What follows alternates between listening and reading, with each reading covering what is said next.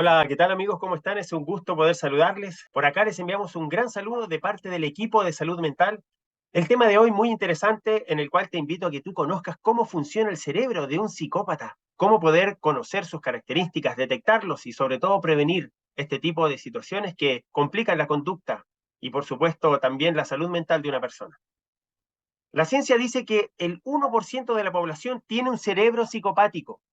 Y podemos pensar que en realidad esto es bastante, porque si pensamos que cada 100 personas, una persona podría tener un cerebro psicopático, es probable que entonces estemos rodeados. Y de aquí sale entonces la pregunta del tema de hoy que dice psicópatas entre nosotros. Vamos a ver entonces qué viene a tu mente cuando escuchas la palabra psicópata. ¿Qué imagen aparece allí? Seguramente a lo mejor podría ser uno de los personajes de las películas donde el psicópata era el principal personaje, como Hannibal Lecter, ¿cierto? Una gran película del año 91. Se puede observar a este psicópata actuando y mirarlo con esa cara de terror, ojos penetrantes. O tal vez viene a lo mejor a tu mente la imagen del Guasón, que es un clásico personaje ficticio, pero también con una mente muy psicopática. Y también una de las películas antiguas clásicas con este personaje llamado Aston Chigurh, de la película No Country for Old Men del año 2005.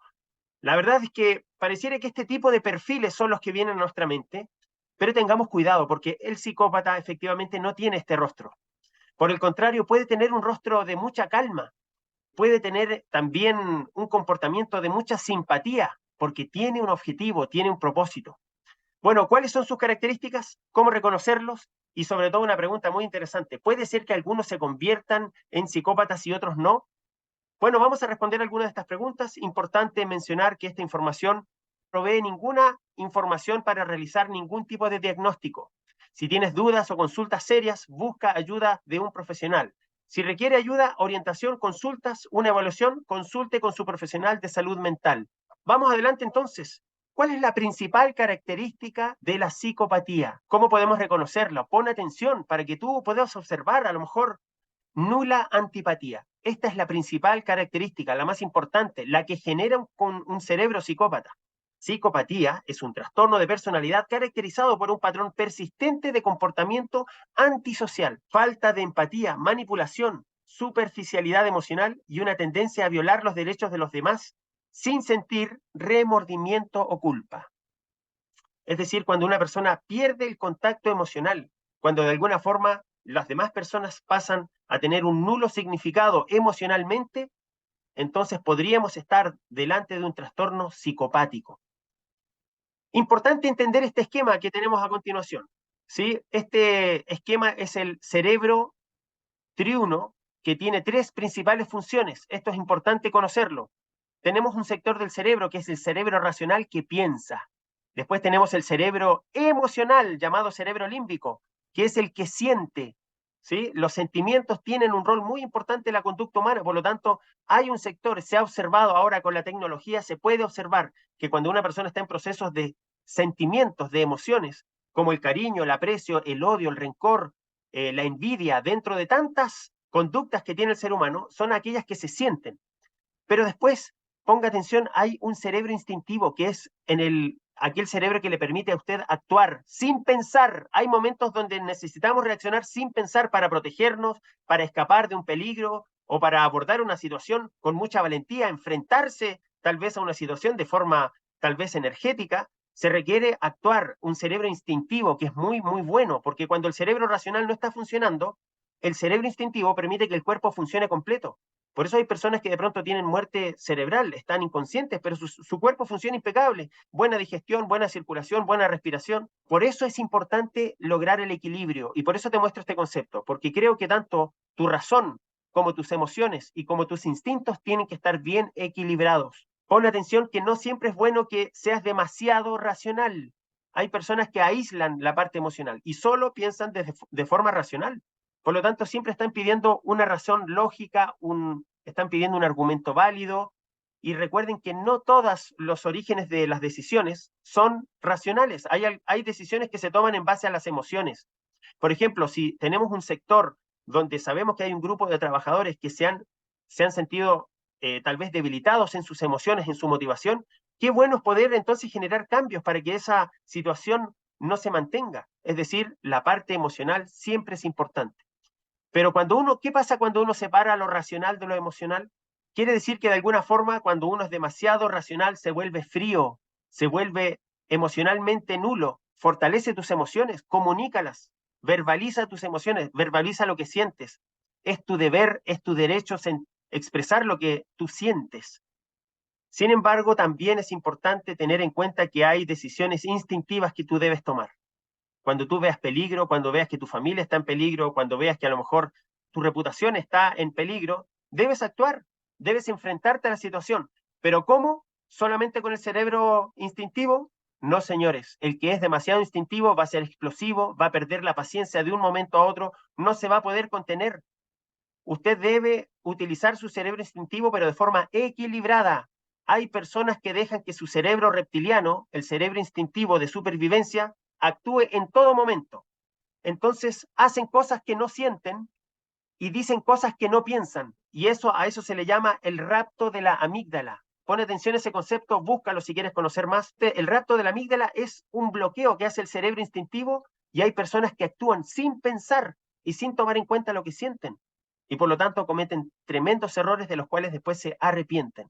Si tú sientes que a lo mejor tu cerebro instintivo está demasiado desarrollado, te recomiendo que pongas atención y le dediques tiempo a la expresión emocional, a verbalizar, a contar, a encontrar un momento de desahogo emocionalmente. Tu parte emocional también vale.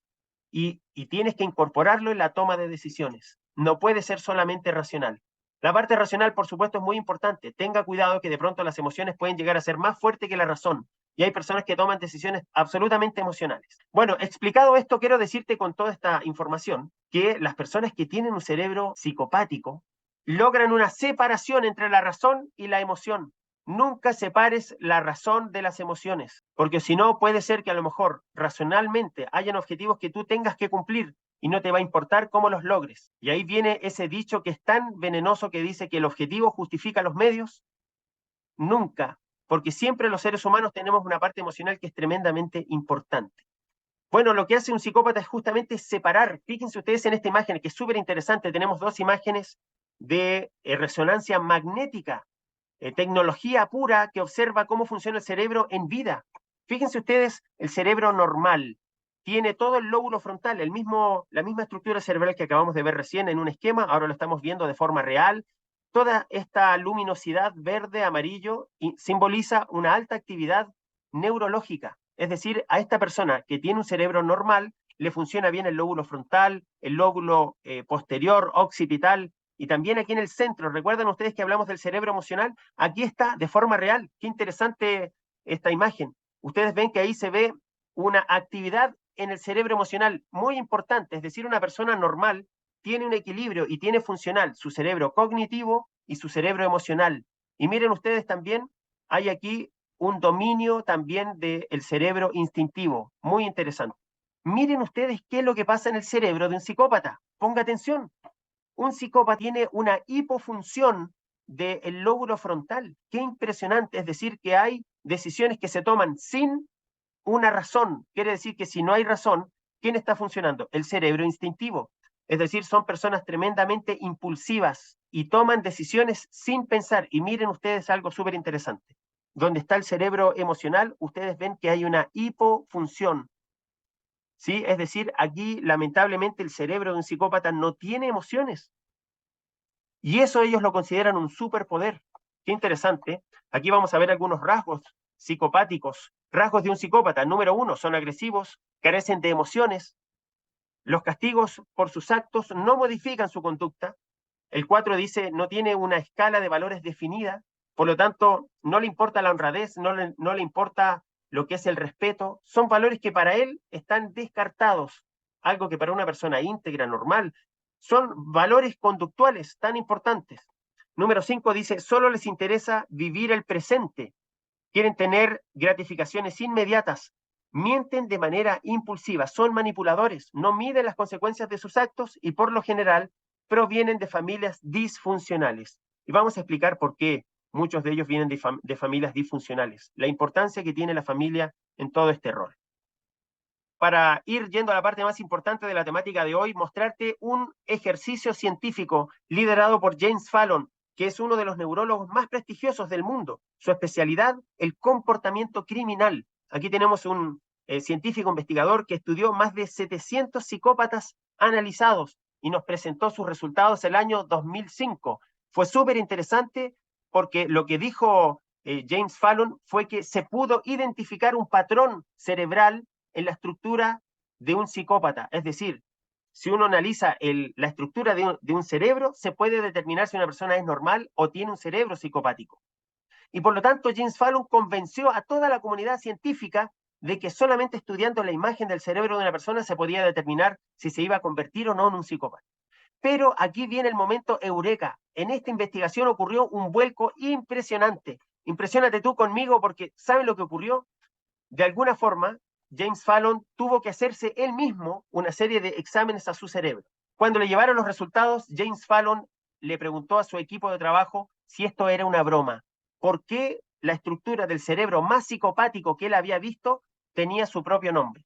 Así es, señores, en la investigación lo que ocurrió es que después de que James Fallon, profesor de universidad, doctor en ciencias, experto en investigación, una persona prominente, se encontraba que su propio cerebro era el cerebro de un psicópata, algo que lo sorprendió tremendamente. Y tuvo que entonces dar una respuesta diferente al análisis del cerebro. ¿Y qué ocurrió? ¿Qué fue la conclusión que él llegó? Porque James Fallon es un catedrático, la verdad es que tiene una vida bastante ordenada, sin embargo, él mismo tenía la estructura de un psicópata en su cerebro.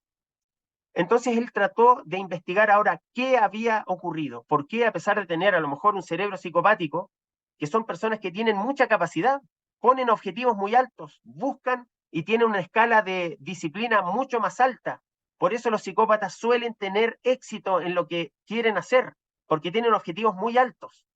Y este fue el caso de James Fallon, que él también siendo un catedrático, llegó a avanzar muchísimo en su vida, hasta tener un cargo muy importante en el estudio del cerebro.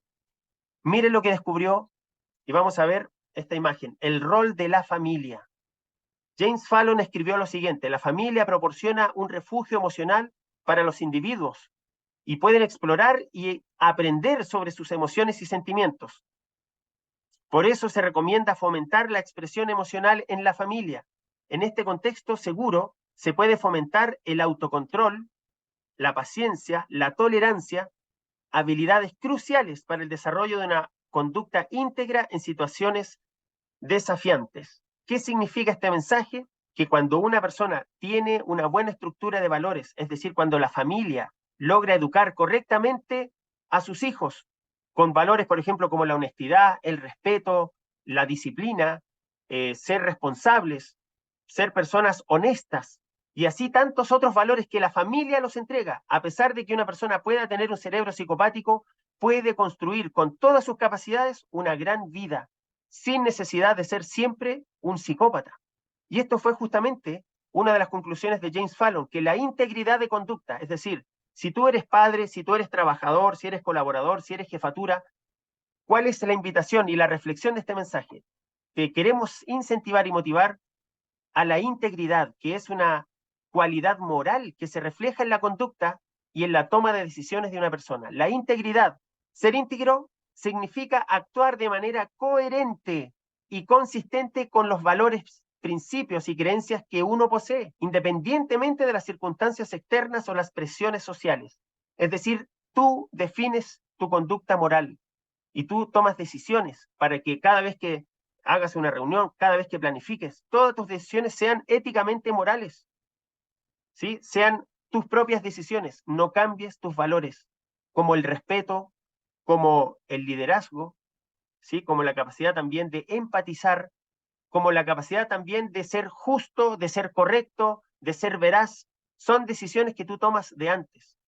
Y a pesar de que de pronto alguno de nosotros, e incluso yo, pudiésemos tener un cerebro psicópata, todo va a depender de ti, de la educación, va a depender de los valores que tú inculques a tu familia, de los valores que tú como líder inculques en tu equipo de trabajo. Muy bien, esa ha sido la reflexión de hoy. Espero que te haya gustado. Ha sido un gusto compartir con ustedes. Nos veremos muy pronto. Que te vaya súper bien.